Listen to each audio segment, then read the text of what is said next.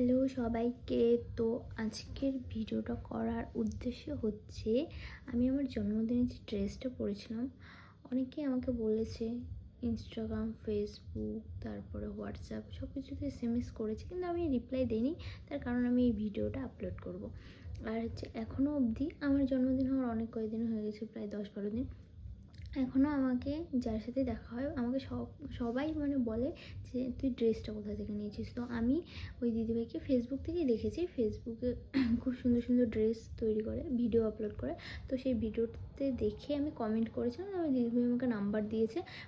আমি যে ড্রেসটা পরেছি ওটা আগে একবার বানিয়েছে, তো ওই সেম দেখে সেম ড্রেসই আমি অর্ডার দিয়েছি। তো দিদিভাই আমাকে খুবই সুন্দর ড্রেসটা বানিয়ে দিয়েছে, আর সবার অনেক পছন্দ হয়েছে ড্রেসটা।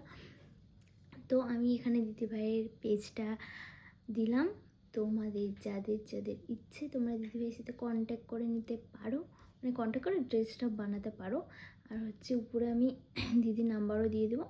তোমাদের যাদের যাদের ইচ্ছে তোমরা ড্রেসটা নিতে পারো। টাটা।